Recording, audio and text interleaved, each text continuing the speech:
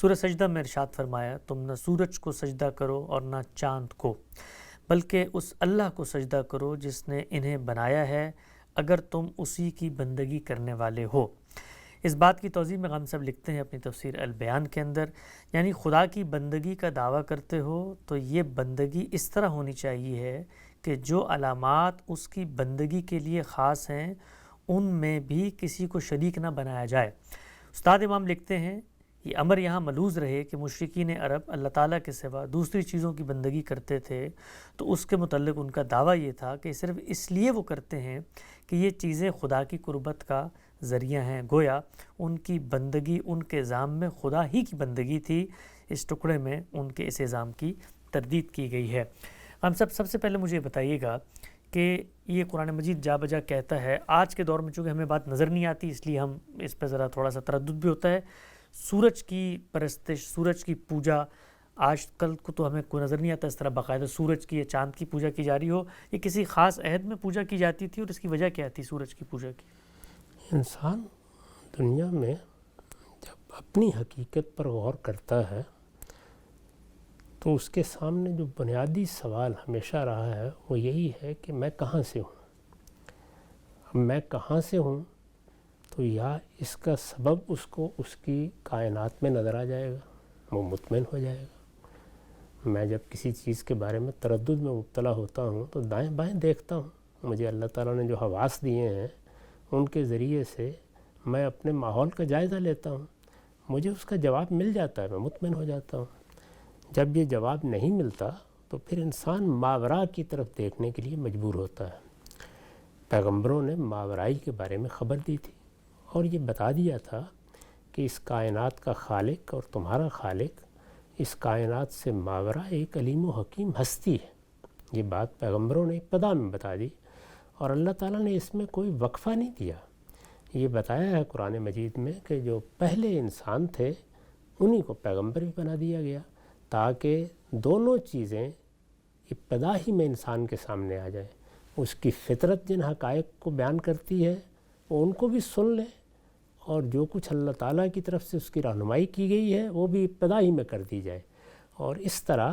وہ حقیقت کے صحیح ادراک سے اپنے سفر کی ابتدا کرے۔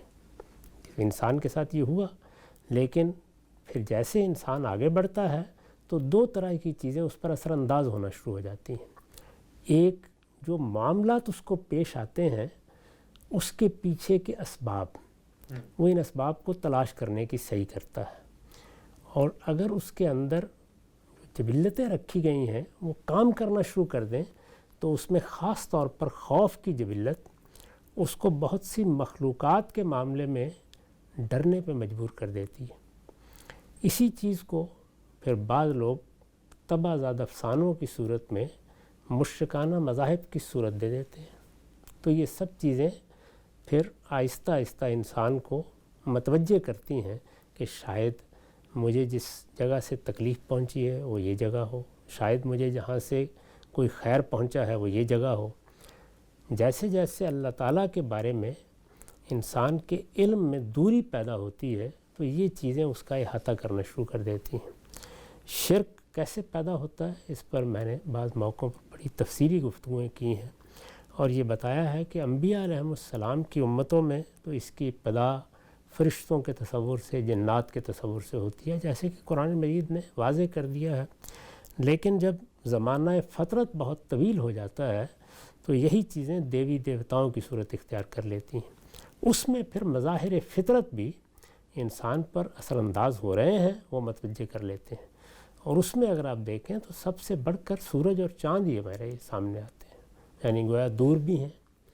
اور دور ہیں اور وہاں سے حدت پہنچ رہی ہے، وہاں سے زندگی پہنچ رہی ہے، وہاں سے حرارت مل رہی ہے، وہاں سے روشنی مل رہی ہے۔ وہ انسان بڑی آسانی کے ساتھ ان کے بارے میں یہ سوچنے پہ مجبور ہو جاتا ہے کہ یہ بھی کوئی ہستیاں ہیں جن کا ظہور میں اس صورت میں دیکھ رہا ہوں۔ آخر کائنات کے بارے میں بھی تو بہت سے لوگوں نے یہ فلسفہ پیدا کر لیا کہ اس میں بھی ذات باری کا ظہور ہوا ہے۔ تو ایسے ہی ظہور کی علامتیں یہ شمس و قمر بھی بنے ہیں ایک خاص دور میں، اور پھر بہت بڑی بڑی تہذیبوں میں اس کو اختیار کر لیا گیا۔ یعنی مجھے زندگی کہاں سے ملتی ہے، حرارت کہاں سے ملتی ہے، میرا اگر کوئی خالق بھی ہے تو اس خالق کا کوئی ظہور کیا ہو رہا ہے تو انسان محسوس کرتا تھا کہ روشنی میں ہوگا نا، تجلی میں ہوگا. تو تجلی اور روشنی کا بڑا مظہر ہے سورج بھی اور چاند بھی ہمارے لیے. اس سے یہ